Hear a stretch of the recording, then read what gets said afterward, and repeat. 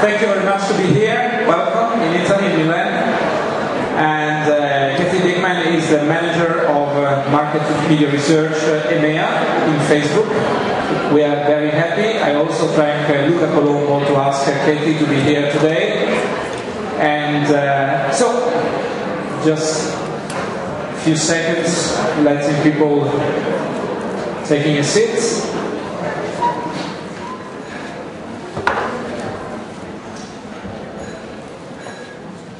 Okay, what do you like? Thank you. Thanks for the introduction, and thanks for asking me to be here.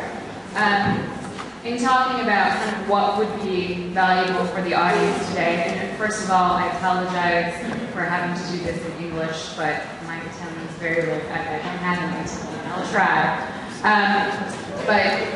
In talking about what we want to talk about today, I've kind of scheduled what we're going to talk about in 3 major parts that I thought would be meaningful for the audience.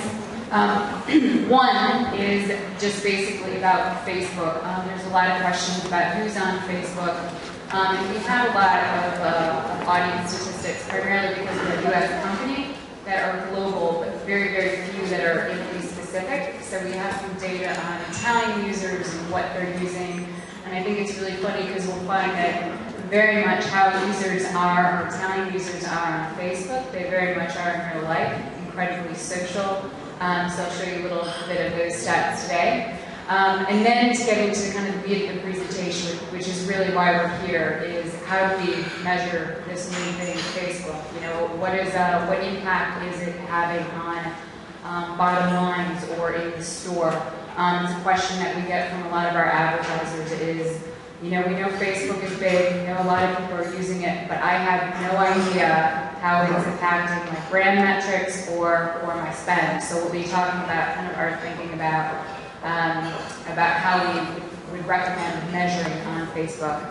And then finally, we're going to talk about fans. This is also a question that we get a lot is, I've recruited these fans, they're obviously enthusiastic about my brand. What is that halo? How can I use that halo or that advocacy from that brand to amplify and to kind of drive viral recommendation for my brand? So in the first part, I'd just like to touch upon how some trends in Europe overwide for social in general. It's no doubt that social media, social networks are kind of taking off. But to give you kind of a reference as far as where Italy stands vis-a-vis Spain or United Kingdom, recent data from ComScore shows that in Italy, approximately 79% of the overall share of market, the overall reach that is within Facebook. Within Italy, the reach of social networks is huge. It stands at about 92%. UK, and you'll see in our own audience, our audience insights, over indexes on a few things, social media included. Okay, so before we get to Italy, just a little bit about our numbers overall. As of December of this past year, worldwide, we have approximately 845 million users. A big perception about Facebook, and probably not in this audience, but I think overall is that Facebook is a US thing, it's a North American thing. And I think the stat that 80% of people on Facebook are actually from outside Canada and from outside the US stands as a fact that it is going global. We're slower in some countries, obviously Russia, China, forget about it. But in the rest of Europe, there are increasing numbers. There are also a number of news stories that feature or that focus on Facebook numbers are declining overall. For a long time, our strategy was users, and you'll hear a lot about this, especially in the news lately, that Facebook's focus was on growth. And now not so much. Now we have growth, and we really want to focus on engagement and what people are doing on the platform. So the stats that I'll show you in a little bit get at how our focus really right now is once the user's there, how do you really make it a valuable experience that they're going to learn from, but also a better place for advertisers, because people will be more receptive to messages, because targeting will be better, and will be a better verse to kind of speak to clients to customers in an atmosphere that they're receptive to. So getting into trends, user-specific trends on Italy. 21 million within Italy. Within that group of 21 million, 7 million are accessing Facebook via mobile. Slightly under-indexing if you look at other stats from the UK. But if you kind of look overall at user base, and in the UK we have 33 million. Respectively, in Germany, France, we have 23 million. So Italy comes in fourth overall as far as the number of users that are on the platform. Now, if you look at the age demographics, kind of the user base, obviously we have a good representation of young people. What I think is interesting about these stats is it's not just young individuals. It does, Facebook is a great place, and more engagement habits with younger users, but it's definitely a place for moms and a place for individuals of all demographics to come. Additionally, and this is what I was kind of saying about the behavior on Facebook is so much of an extension of how people are in person culturally. If you take a look at across Europe, and if you have to pinpoint the one country that has that each user has more friends than anywhere else, guess where it would be? Italy, yes. So Italy, as you can see, 277 friends per user. It has more friends than in the UK, where we have more users overall, in France, where there's 152. When we look at demographics overall, with demographics for the UK and for France, Italy is slightly more male, something that I didn't know until very, very recently. Whereas Germany has more of the population of overall. Okay, so that's kind of the users and what they look like. What are users doing on Facebook? So if you take a look at sharing, if you take a look at activities, Italy over-indexes, and it's unfortunate because these figures aren't proportionate to the number of users, so they're just taking a look at what people are doing on Facebook. So if you kind of take a look at things like status updates and wall posts, for example, you're talking about 21 million people within the UK that in Italy that are generating that. So you're over-indexing on status updates and wall posts. So it's just kind of once somebody posts something on Facebook, in Italy, there's more conversation that goes along with that in comparison with other countries, specifically Germany. But the volume of what's going on Facebook is pretty large. Now, if you look at time spent overall, on average, within a given month, 6 hours and 33 minutes are spent on Facebook. If you look at how this compares with other European countries, particularly the UK and France and Germany, you are below the UK and below Germany, but above France. France, on average, spends only 5 hours in comparison. So again, I kind of said, Facebook's strategy for a while was the user base, and now it's really on getting people to share and to kind of amplify stories. And the success in that is kind of evidence. If you look at year-on-year trends, people are sharing twice as much as they did just a year ago. So things are changing. We know things are changing. I think I don't understand a lot of Italian, but from looking at the program, I could understand that a lot of the conversation today is focusing on the fact that there's more devices, that people are getting more messages from different places. It's not only from TV, but it's from game consoles. It's from they're getting advertisements on their mobile. So how do we make sense of kind of what each individual channel is, because it's really affecting the way that we think about how measurement should be done overall. Just to touch on TV and what TV means, and I think a lot of people in digital and a lot of people armed with stats from, primarily a lot of, poor research will say that TV is declining. We're very cognizant of the fact that TV is increasing, viewership is increasing, and feel that there's a real opportunity, and there's a lot of really great examples of how Facebook can work with TV. What we know a little bit about patterns of people watching, one of the main things that people do on Facebook, whether it's a game, whether it's a celebrity show, whether it's a general TV show, whether it's a presidential debate in the States that's going on right now, is that people talk while they're doing a particular TV show. So if you we did this example, and there's a show in the UK, and it's called Britain's Got Talent. And what we will do, we'll look for kind of key terms of what people are saying about a show. So in this case, for Britain's Got Talent, it could be a contestant name. So what we did is the show starts. We'll take a look at key search terms. So we'll quantify whether somebody's talking about a show if they, in the comments, like if they're in their status updates or also in their wall posts, they will say Britain's Got Talent, or Simon Cowell, David Hasselhoff, Michael McIntyre, or any competitor names.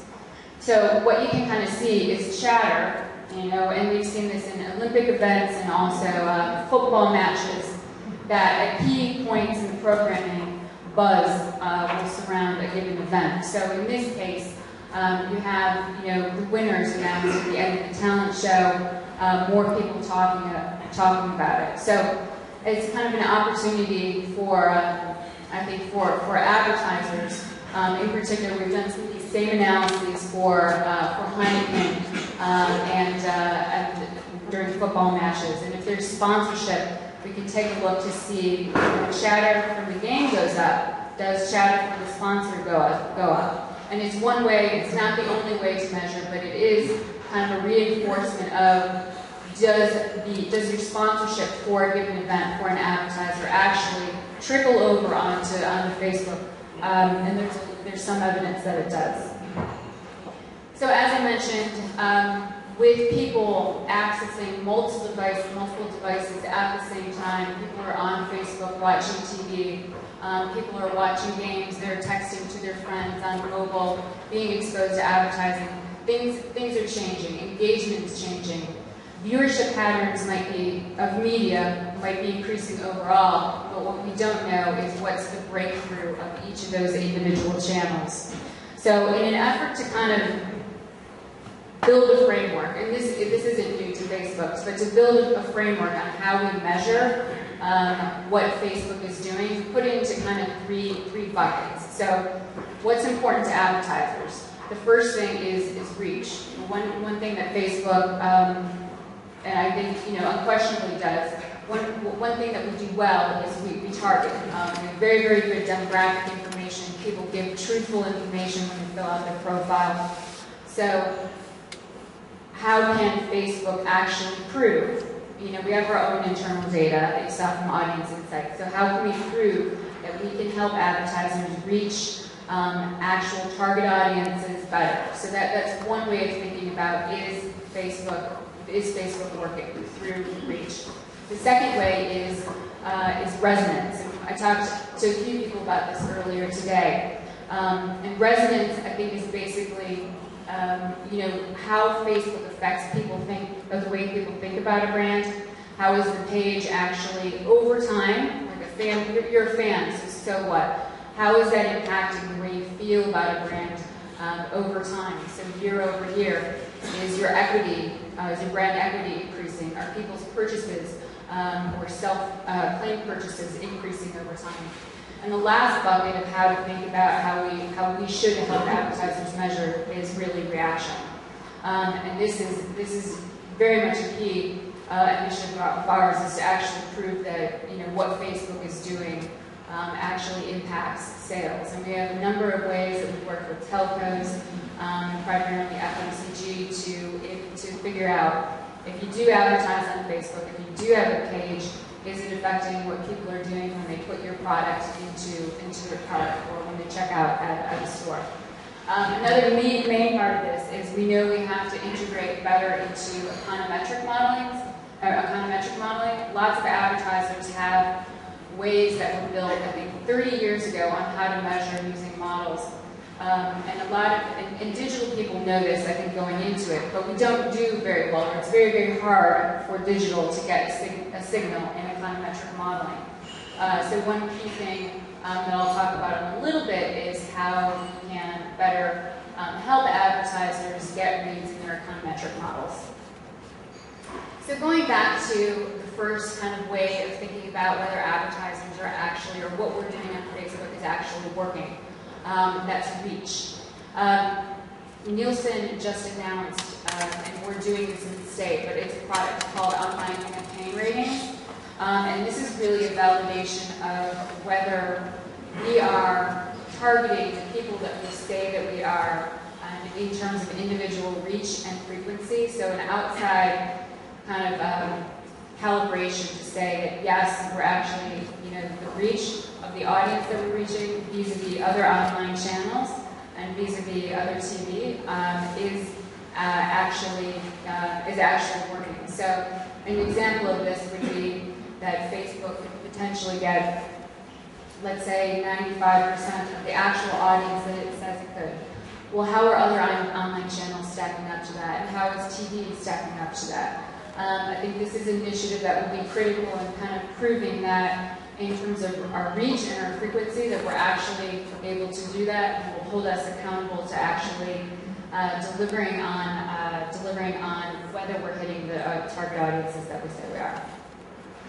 Another thing that we do, and that there's a big effort, is to build a database of metrics that speak to how Facebook advertising is doing. We have approximately 600 campaigns that we've measured through a controlled and exposed methodology. So the way this works is, an advertiser will come to us and say, I have a sustained campaign, or I have a burst of activity, and I want to measure how people's attitudes towards my brand or self-claimed purchase is, if you take a look at the exposed group and control. So what we'll do is we'll take a selection of people and not show the advertisement to them. The vast majority of people will receive the advertisement, and then a day later, we'll ask them a question about, do you recall seeing an ad for, let's say, Coca-Cola? We'll ask them a question about if there was a specific message associated with that particular advertising campaign. So say it was a flavor proposition. Is the messaging in that campaign actually breaking through? And then typically things like purchase intent to see if that's actually breaking through. So by taking a look at people who've seen the advertisement and who haven't seen the advertisement, we're able to elucidate the effect, the impact of what Facebook advertising has. And if they're exposed to television, if they're exposed to other online campaigns, by keeping that constant, by keeping a randomly selected control group, we're able to isolate that unique contribution of what Facebook does. So we have close to 600 campaigns. About 150 of them have been done outside the U.S. So the goal is to build a database that will say, you're a CPG brand, you advertise on Facebook, this is how you compare to vertical norms. Eventually the goal of this is to get country-specific or at least European-specific benchmarks. So this database that I'm talking about of database norms, one thing that obviously that we ask in almost every single campaign that we do or that we measure is, do you recall seeing an ad on Facebook over the course of the past 7 days? We'll ask about message association. So the example that I was talking about, whether Coke, the flavor or the crispness or whatever the attribute that they want to communicate about the product is. And then something like purchase intent. So this is taking a look at the result of all of our norms on Facebook One thing that we know is people remember our ads. If you look at all of our metrics, that's the one that we do best at. Overall, if we just take a look at ads, and this is just ads that don't contain any social element. So, there's ads on Facebook that have, just an advertisement for Coke, and then there's one that will have, this is Coke, and 5 of your friends like Coke. If we take a look at the difference between the two, or the difference between ads with no social and ads with social, there's a big difference. So the norm finding is that on average, there's a difference. So the delta between control and exposed is 10% on average for ad recall.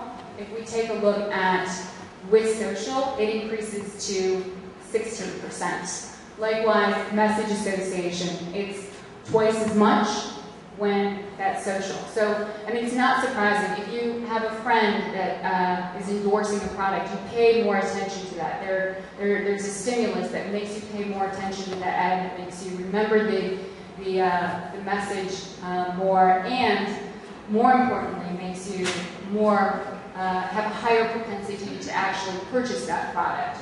So the delta that we see between purchase intent of, on average, 2 to 8 is pretty sizable. Of actually an ad with social makes somebody 4 more times likely if they see it with a social endorsement.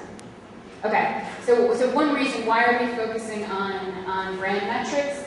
And like I said, I don't know time. I think somebody alluded to this before in the earlier presentation, is that people don't click on ads necessarily. If you see an advertisement for a potato chip, on Facebook, you have your head wrapped around a potato chip. You know what a potato chip is. And it's got to be one hell of a potato chip that makes you actually click to find out more information. It doesn't mean that you're not influenced, by the ad.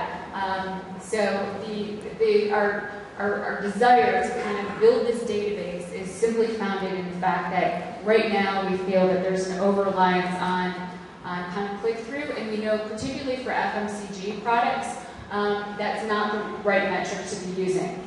At AdWeek last year, we announced this study that we did that takes a look at the correlation between sales, so using online sales data, and actually brand metrics. If we take a look at people who, through some brand effect methodology or through survey methodology, have said that they are influenced by an ad, and then we take a look and we pair that information with sales data, is there a correlation between people who actually state that they have higher brand awareness, that they have higher message, and that they have a higher propensity to purchase? And is that, if we take a look at click-through and sales, and if we take a look at brand effects or brand metrics collected through survey, are those correlated with sales? And the results are that click-through, very little correlation. I know it's not clear, but you can hardly see that, but there's no pattern if you take a look at click-through and click-through rates. And if click-through rates increase, do sales increase? Not necessarily so. If we do take a look at what people say about the brand and sales, there's reason to believe that there is a correlation. So again, this builds behind our strategy of, if we can build a reliable normative database of metrics, will those be reliable for advertisers, and can they have faith in them going forward, thinking that they're actually going to be reflective of what people do at the store? That said, we know that's not enough. We know I think survey data is great for kind of tracking people attitudinally. And we know that Facebook isn't necessarily going to impact sales in all the campaigns we do. It's kind of naive to think that, for certain campaigns who's just meant to kind of raise awareness, or they're focused on upper funnel metrics, sales isn't the appropriate metric to use. That goes without saying. But at the same time, I think it's incumbent on Facebook to actually prove that we can impact sales. So a number of ways that we've actually done this to think about, okay, how can we convince advertisers that actually we're impacting sales. One, and most of these methods you're probably familiar with, but hybrid databases or using proxy markers. An example of the proxy marker approach would be, that brand effect and proving that brand effect metrics are related to sales, and then just tracking a very trusted, validated measure over time as a proxy measure. Ecological inference or geo-holdouts, where you would expose people in Milan to advertising and not in Rome. Those probably aren't comparable cities, but you know what I mean, where you would do some sort of geo-holdout test, and then actually working with, and I think this is one of our big focuses, is working with advertisers and inputting into their econometric models. One thing that we can do with actual sales panel data, it's great, it's short-term, it proves that we have an impact, but it doesn't say how Facebook stacks up to other channels, which is what we have to help advertisers with. This isn't our data. We did not conduct this study, but I was at a conference recently, and there's an approach in the UK that takes a look at the influence on brand metrics, just brand metrics, and also sales data, to kind of take a look at what is TV doing within an integrated campaign, what is Facebook doing within an integrated campaign, what's their combined effect. So the results of this study, and this is for within the UK again for an FMCG product. It was actually a confectionery, so a chocolate bar of sorts. Facebook in this case comprised 9% of the overall spend, and had an impact on sales, on incremental sales of approximately 11%. And this is one case study. We're doing, I think within Europe, we've just conducted about 3 specific using panel data, or using sales panel data, 3 studies, all of which show a positive